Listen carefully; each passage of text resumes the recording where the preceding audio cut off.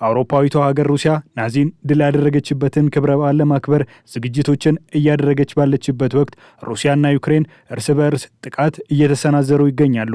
ባለፉት ሳምንታት የሰላም ተስፋ ይታየበታል ሲባል የነበረው የሩሲያና ዩክሬን ጦርነት እየተባባሰ ስለመምጣቱ ተነግሯል። ዩክሬን በሩሲያ ላይ የድሮን ጥቃት ካደረሰች በኋላ ለጥቃቱ ምላሽ ለመስጠት ያልቦዘነችው ሩሲያም አጸፋውን በትላንትናው ዕለት በተለያዩ ከተሞች ባደረሰችው ጥቃት መልሳለች።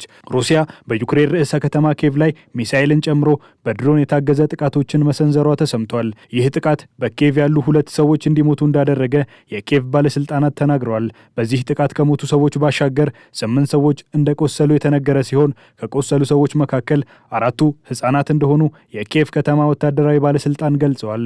ቪቭቼንቪስኪ በተባለው ቦታ በደረሰው የድሮን ጥቃት የእሳት ቃጠሎ መነሳቱ የተነገረ ሲሆን ይህም መሰረተ ልማቶች ላይ ጉዳት ስለማድረሱ ተነግሯል። በጥቃቱ ሕፃናትና ታዳጊዎችን ጨምሮ 4 ሰዎች ጉዳት የደረሰባቸው በመሆኑ ወደ ጤና ተቋም እንዲሄዱና ሕክምና እንዲያገኙ መደረጉ ተገልጿል። በዲኒፕሮቭስኪ በደረሰው ጥቃት ደግሞ የተጎጂ ሰዎች ቁጥር ባይመዘገብም የመኖሪያ አፓርትመንቶች በእሳት ሳቢያ ጉዳት እንደደረሰባቸው ተነግሯል። ሞስኮ ስለዚህ ጥቃት ፈጣን ምላሽ እንዳልሰጠችም አሶሺየትድ ፕሬስ ዘግቧል። ከትላንት በስቲያ የዩክሬን ጦር በሩሲያ ኩርስክ ጥቃት ማድረሱ የሚታወስ ሲሆን ጦሩ ባደረሰው የድሮን ድብደባ ቢያንስ 3 ንጹሐን ሰዎች ለሞት መዳረጋቸው ይታወሳል። ኬቭ ከዚህ ጥቃት በኋላም ሌሎች ጥቃቶችን በሞስኮ ላይ መሰንዘሯ ተሰምቷል። ሩሲያ የጀርመኑን ናዚ ድል ያደረገችበትን ክብረ በዓል ለማክበር እየተሰናዳች ባለችበት ጊዜም ጥቃቱ መሰንዘሩ ሩሲያን ለአጸፋ ምላሽ ሳያንደረድራት እንዳልቀረ ተገምቷል።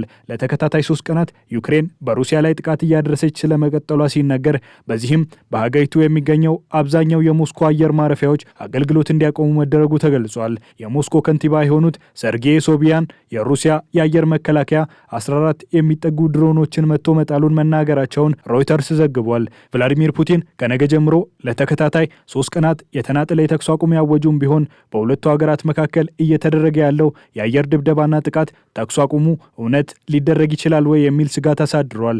ሞስኮ የጀርመኑ ናዚ ድል ያደረገችበትን 80ኛ ዓመት መታሰቢያና የሁለተኛው የዓለም ጦርነትን ማብቂያ ለማክበር ቅድመ ዝግጅት እያደረገች ነው።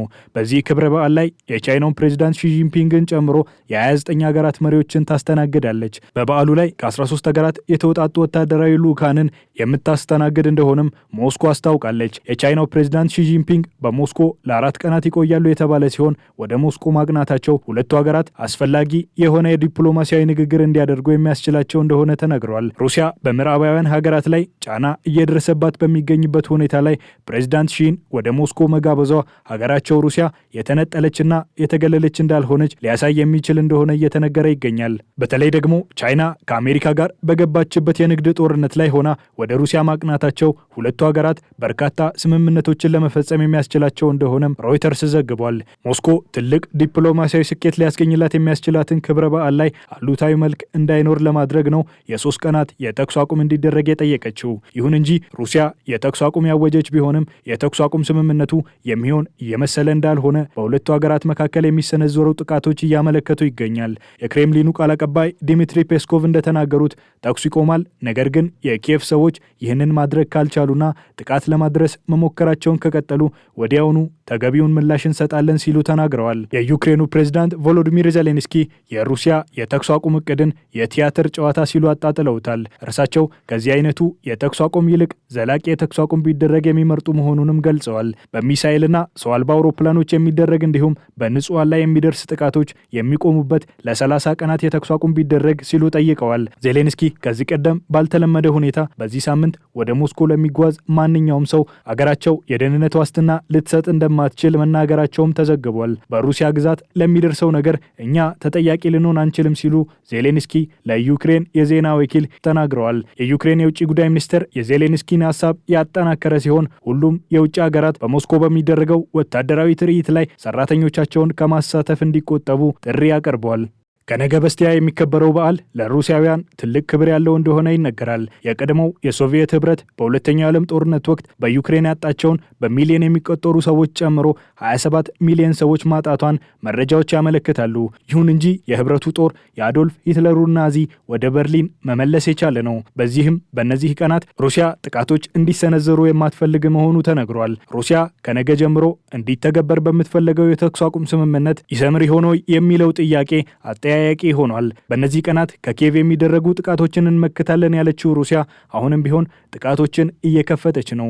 ዩክሬን ባደረሰችባት ጥቃት መልስ የሰጠችው ሞስኮ በዩክሬኗ ኪርኪቭ ላይ መጠነ ሰፊ ጥቃት መክፈቷ ተገልጿል። ምስራቃዊ ዩክሬን የሆነችው ኪርኪቭ ከተማ በትላንትናው ዕለት የሩሲያ አየር ጥቃት ሰለባ ስለመሆኗ ተነግሯል። ከተማዋ ለ2 ሰዓታት ያህል በሩሲያ ሰው አልባ አውሮፕላኖች ጥቃት ሲደርስባት እንዳመሸና ወደ 20 የሚደርሱ ፍንዳታዎች እንደደረሱ የዓይን እማኞች መናገራቸውን ዩሮኒውስ ዘግቧል።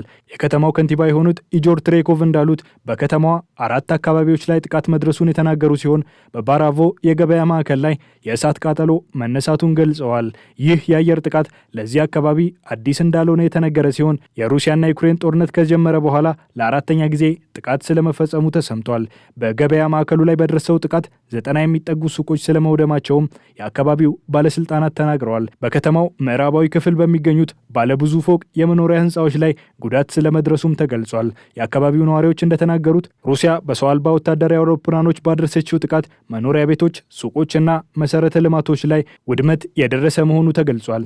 4 ሰው አልባ አውሮፕላኖች በከተማው ሰሜናዊ ክፍል በሚገኘው የሆቴልና ሬስቶራንት ላይ ጥቃት ያደረሱ ሲሆን በዚህ ጥቃት 4 ሰዎች ጉዳት ማስተናገዳቸውን የአካባቢው አስተዳደር ገልጿል። ከሰሞኑ የአየር ላይ ጥቃቶችን እያስተናገደች የምትገኘው ኪየቭ የአየር ላይ ጥቃቶችን የምትመክትበት መሳሪያዎች ድጋፍ ሊደረግላት እንደሚገባ የሀገሪቱ ፕሬዝዳንት ቮሎዲሚር ዜሌንስኪ ተናግረዋል።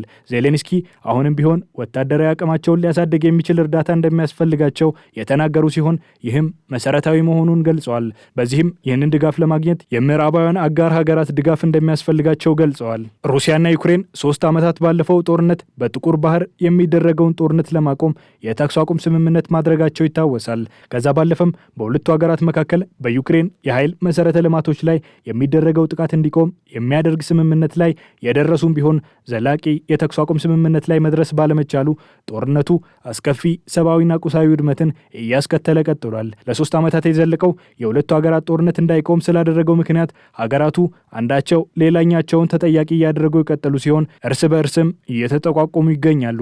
የአሜሪካው ፕሬዝዳንት ዶናልድ ትራምፕ ከምርጫ ዘመቻቸው ወቅት ጀምሮ በሁለቱ ሀገራት መካከል የሚደረገውን ጦርነት ለማስቆም እንደሚፈልጉ በተደጋጋሚ ሲገልጹ ነበር። ይሁን እንጂ ወደ ነጩ ቤተ መንግስት ከተመለሱ በኋላ እቅዳቸው እየሰመረ እንዳልሆነ እየታየ ነው። ዶናልድ ትራምፕ ከዓለም ዋንጫ አዘጋጅ ግብረ ኃይል ጋር በዛሬው ዕለት በተወያዩበት ወቅት ቀጣዩ የዓለም ዋንጫ የሩሲያና ዩክሬንን ጦርነት ለማስቆም የሚያስችል እንደሆነ ተናግረዋል። ቀጣዩ የዓለም ዋንጫ ከ1 ዓመት በኋላ በአሜሪካ፣ ካናዳና ሜክሲኮ የሚዘጋጅ ነው። ሩሲያ ከዩክሬን ጋር እያደረገችው ባለችው ጦርነት ሳቢያ ከዓለም አቀፍ ውድድሮች የታገደች መሆኑን የተናገሩት የዓለም አቀፉ የእግር ኳስ ማህበር ፊፋ ፕሬዝዳንት የሆኑት ጂያን ኢንፋንቲኖ ጦርነቱ የሚያበቃ ከሆነ ወደ ውድድሮች እንደምትመለስ ተናግረዋል። ትራምፕ ሩሲያ ከውድድሮች መታገዷን እንደማያውቁ ከጂያን ኢንፋንቲኖ ጎን ሆነው የተናገሩ ሲሆን ጦርነቱ በየሳምንቱ በ5 ሺዎች የሚቆጠሩ ሰዎች እንዲሞቱ እያደረገ ስለመሆኑ ገልጸዋል። ሩሲያ ጦርነቱን የምታቆም ከሆነ ወደ ውድድሮቹ ለመመለስ እድል ያላት መሆኑን ኢንፋንቲኖና ትራምፕ በተነጋገሩበት ወቅት ተገልጿል።